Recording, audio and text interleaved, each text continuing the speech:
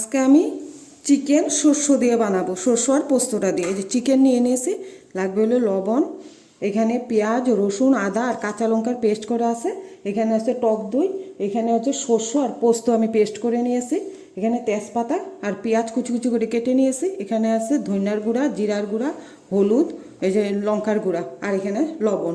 আমি এখন সরষা দিয়ে চিকেনটা কিভাবে বানাবো সেটা আপনাদেরকে আমি দেখিয়ে দিচ্ছি।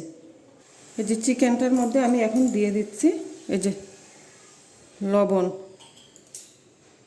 দিয়ে দিচ্ছি হলুদ, আর দিয়ে দিচ্ছি এই অল্পটুকু লঙ্কার গুঁড়া, দিয়ে দিব জিরার গুঁড়া, আর দিয়ে দিচ্ছি এই যে ধনিয়ার গুঁড়া। তারপরে এটার মধ্যে আমি এখন দিয়ে দিচ্ছি এই যে টক দই,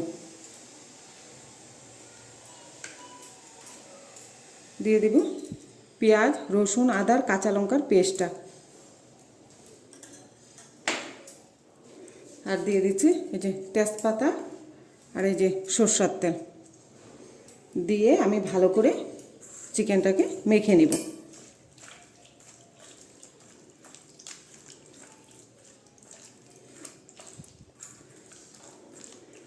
এই যে ভালো করে আমি চিকেনটাকে মেখে নিয়েছি। যে কড়াইতে আমি সরষের তেল দিয়ে দিয়েছি, তেলটা গরম হয়ে গিয়েছে, এর মধ্যে এখন দিয়ে দিয়েছি আমি কেটে রাখা পেঁয়াজগুলো।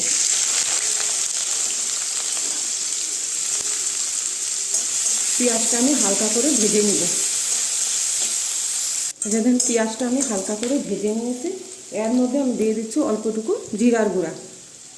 মাখার মধ্যে আমি জিরার গুঁড়াটা একটু কম দিয়েছি।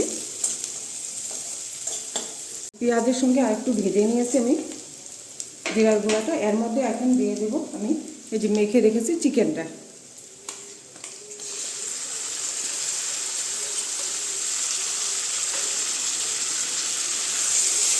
এই যে চিকেনটা আমি দিয়ে দিয়েছি। এখন আমি স্টিম কমিয়ে 5 মিনিটের জন্য ঢেকে রাখবো। 5 মিনিট হয়ে গেছে, ঢাকনাটা আমি তুলে দিচ্ছি। যে চিকেনটা দেখেন আমাদের কষানো হয়েছে অল্প। আমি এর মধ্যে এখন দিয়ে দিচ্ছি এই যে সরষ আর পোস্তটা, দিয়ে এই যে দেখেন ভালো করে আমি মিশিয়ে নিচ্ছি। এই যে দেখেন মিশিয়ে নিয়েছি। এখন আমি 5 মিনিটের জন্য আরও ঢেকে দেব।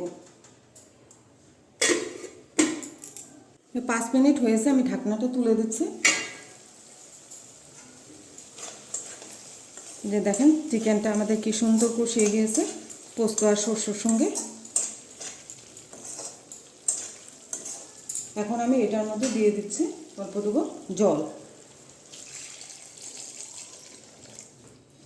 জল দিয়ে আমি চিকেনটা ঢেকে দিচ্ছি সিদ্ধ হওয়া পর্যন্ত 10 মিনিট।